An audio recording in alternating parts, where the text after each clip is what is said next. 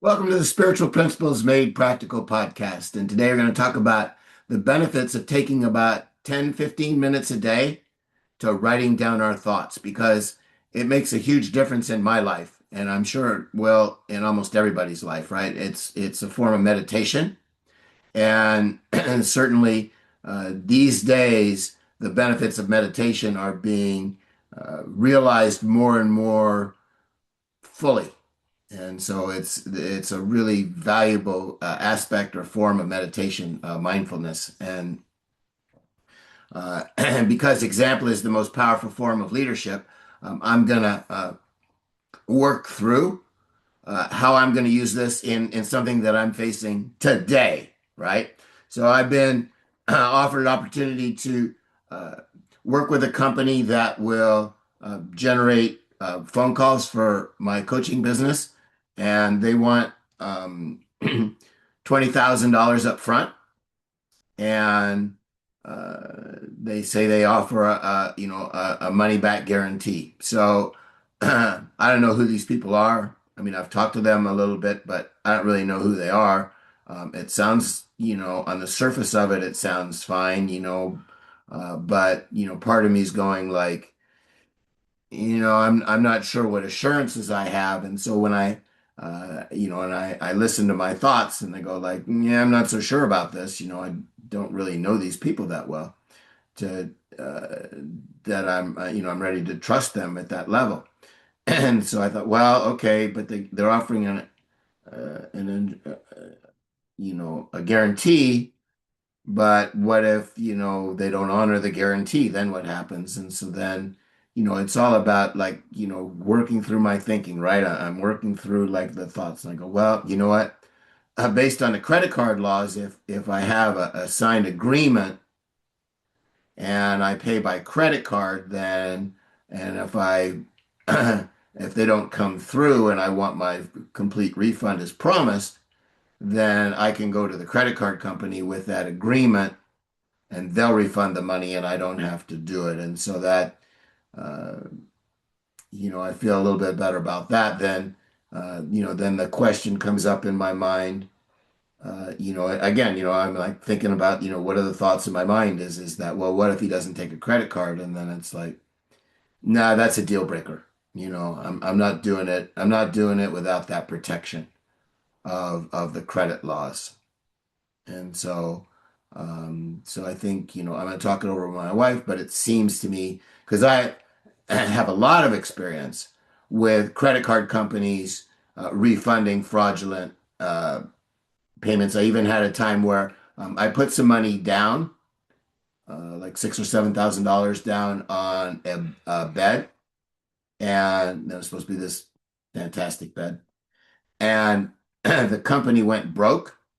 And the credit card company refunded me not only all the money that I spent with them, but all the interest that the credit card company had charged me uh, over time. And no questions, no problems. It's like, yep, they went bankrupt. They didn't deliver. Here's your money back, plus interest and the interest that I'd paid. So I have confidence in that, and I know the laws, and so I know that that's something that I can rely on and trust and that so it's but the way that I work through all this and as opposed to being sort of stuck and saying, nah, I'm afraid I just don't have enough confidence in this situation to go forward, to be able to say, well, dig in and deep and say, well, maybe, if I structure it a certain way, then I can really limit my risk, but I'm still gonna talk it over with my wife and see what she thinks and stuff. So but it's an example of how being aware of what the thoughts in our mind are and then addressing them can help me, maximize opportunities, help me, create a better life for myself. And rather than just uh, going with the negative thoughts of like, I don't know these people. I'm not going to trust them with 20 grand, goodbye, good luck, so long. So at least, I haven't made my decision firm yet, but at least I've thought through some of the obstacles and uh, on the upside, if it works, this could be huge for me, right? And so it could be just tremendous. So that's kind of an example, real life of using mindfulness, writing down the thoughts in our mind, and then being able to think more clearly and to be open more fully. And I still feel like there's more work for me to do on this. I'm still not quite at peace with it, and so I'll be doing that work and stuff. But at least at least I'm giving myself a chance to potentially, uh, take advantage of what might be a great opportunity. But in any event,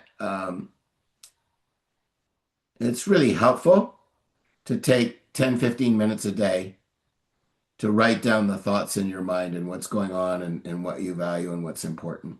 And it's certainly changed my life. I've engaged in meditation every day for over 40 years.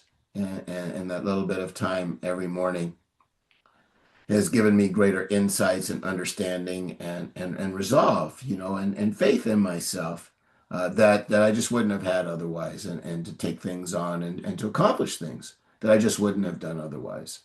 So I think that that's really worth your time. Try it for a week, see how it goes. What have you got to lose?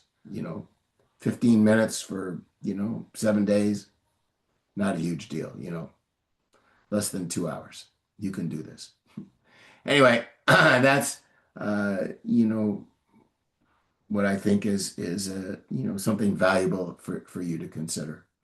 Uh, in terms of being aware of the thoughts, right, that guide our mind, then like in this case, like I still have the thought like, this isn't going to work, this isn't going to work, this isn't going to work, and it's like, okay, I get the thought it's not going to work, and it's like, okay, let's take a breath and investigate a little bit. We don't have to make up our mind right now. Let's just investigate a little bit, right?